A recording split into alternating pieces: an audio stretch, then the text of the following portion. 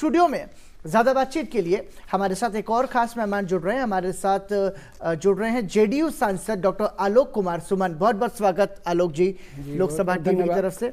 और समझना चाहूँगा आपसे, हम ब्रेक पर जाने से पहले चर्चा कर रहे थे insolvency bankruptcy code second amendment bill, और आज ही अब से थोड़ी देर पहले बैंकिंग रेगुलेशन अमेंडमेंट बिल भी संसद से पास हो चुका है।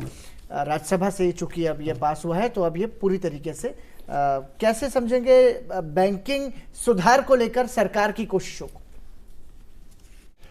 देखिए, ये पहला रूल 1949 में लाया गया था, जिसको अमेंड करके ये बैंकिंग रेगुलेशन अमेंडमेंट बिल लाया गया 2020 में। और इसके सुधार के लिए पहले बहुत सारे बैंक्स जो हमारे घाटे में जा रहे थे, उस घाटे को सुधार करने के लिए एनपीएस में जो बढ़ोतरी हो रही थी उसको सुधार करने के लिए बिल लाया गया है।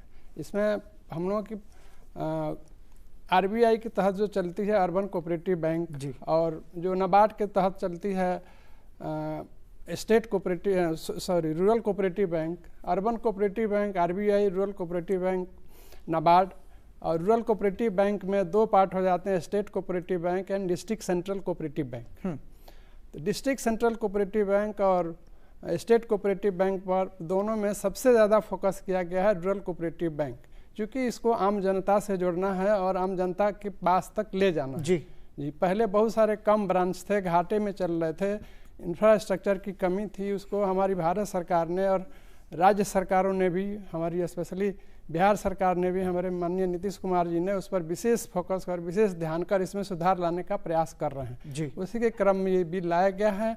और मैं आपको बता दूं, रूरल कोऑपरेटिव बैंक में आपका स्टेट कोऑपरेटिव बैंक 4 घाटे में जा रहे थे जी, और district central cooperative bank 63 bank जो है वो घाटे में हैं अभी तक।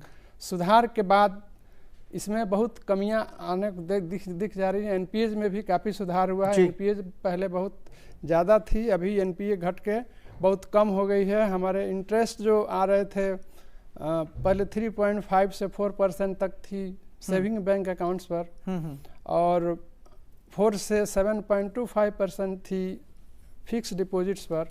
उसमें भी बढ़ोतरी करने की इस एक्ट के तहत कोशिश की जा रही है कि ये बिल आए और लोगों का इसमें इंटरेस्ट जगे। कितना ज़रूरी था ये विधेयक का लाया जाना वर्तमान परिस्थिति के हिसाब से? देखिए, डॉक्टर होने के नाते तो मैंने बहुत करीब से देखा है, महसूस किया है कि आज पूरे देश में डॉक्टर के बीच में भय का माहौल है जी। डॉक्टर एक भय के तहत, एक अजीब भय के तहत काम करते हैं, और इस भय के कारण एक सबसे बड़ी बात है कि अपनी पूरी क्षमता का, अपनी पूरी कैपेसिटी का इस्तेमाल नहीं कर पाते हैं।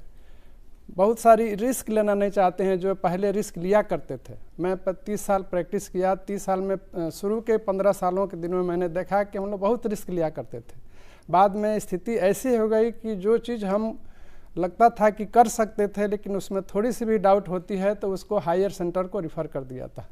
तो इस भय के माहौल के कारण ये अंततोगत्वा हमारी जनता को, हमारे देश को नुकसान हो रहा है कि डॉक्टर अपनी पूरी क्षमता का इस्तेमाल नहीं कर पा। ठीक बात। जो हमारे भारत की स्थिति है उसमें यदि हम डॉक्टर्स की संख्या की बात करें तो जितने जनसंख्या है, जितने मरीज हैं उसकी तुलना में बहुत कम है। और ये कोविड-19 ने तो एक ऐसी स्थिति में ले जाकर के खड़ा किया है कि संशय भी है, अनिश्चितता भी है, डर भी है। और ऐसे समय में कैसे हम एक आदर्श व्यवस्था दे सकते हैं स्वास्थ्य सुविधाओं को बेहतर बनाने में? क्या किया जाना चाहिए? क्योंकि आप, मुझे लगता है, बेहतर बता पाएंगे, आप दोनों ही चिकित्सक हैं। मैं व्यक्तिगत रूप से ये कहूँगा कि अभी कोविड में करीब करीब 87,000 हेल्थ केयर वर्कर्स का डेथ हुआ जी, जिसमें 87,000 वर्कर्स इन्फेक्टेड हुए और 573 की जान गई। और आईएमए का जो डाटा है उसमें 3 से 7 डॉक्टर्स मारे गए, जिसमें 2006 डॉक्टर्स इन्फेक्टेड हुए, जिसमें 188 डॉक्टर्स जिनकी जान गई वो प्राइवेट प्रैक्टिशनर थे, प्राइवेट डॉक्टर्स थे। उन पर हमारा ध्यान नहीं है। ये मेरी व्यक्तिगत राय है कि उन पर भी ये होना चाहिए कि जैसे अगर हम उनको वॉरियर कहते हैं तो वॉरियर वो शहीद का दर्जा तो हम दे रहे हैं, लेकिन शहीद की दर्जा की तरह उसको सुविधा भी मिलनी चाहिए। हाँ, सुविधा के लिए उसको संरक्षण के साथ साथ जो एक शहीद का हर्जाना है, कम से कम मान लीजिए यंग डॉक्टर्स है, उसकी शादी हुई, डेथ हो गई कोरोना में, ऐसे बहुत सारे एग्जाम्पल्स हैं। उसकी पत्नी है, परिवार है, अकेला है, वो आगे उसकी भविष्य अंधेरा है, ठीक है, उसके बारे में भी हमें सोचना चाहिए। ठीक है, बच्चा है, कोई छोटा बच्चा है, डॉक्टर की डेथ हो गई, उस बच्चे का भविष्य खत्म हो रहा है, उसके बारे में भी हमें सोचना चाहिए कि उस बच्चे के भविष्य का क्या होगा। ये क्षतिपूर्ति करने के लिए हम सरकार से भी अपील करते हैं कि प्राइवेट डॉक्टर्स, सरकारी डॉक्टर्स के साथ साथ प्राइवेट डॉक्टर्स पर भी ध्यान दी जाए, ऐसी मेरी व्यक्तिगत सरकार से। देश हमारा बहुत बड़ा है जनसंख्या के लिहाज से भी, और ऐसे समय में चूंकि कोविड-19 जैसी वैश्विक महामारी है, उसमें सभी को सुनिश्चित स्वास्थ्य सुविधाएं मिल सके, ऐसी मंशा सरकार की, और उसके जरिए फिलहाल महामारी संशोधन विधेयक में कोरोना वॉरियर्स को सुरक्षा प्रदान की गई है। हम उम्मीद करते हैं कि ये जो कानून तमाम सभी संसद बना रही है, 11:30 12:30 बजे तक हमारे सांसद जो हैं वो देश के नागरिकों की चिंता के लिए बेहतर नीतियां बना रहे हैं।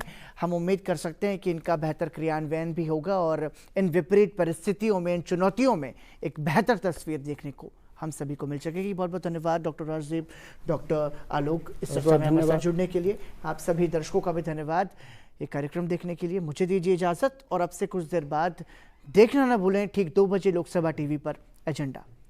नमस्कार।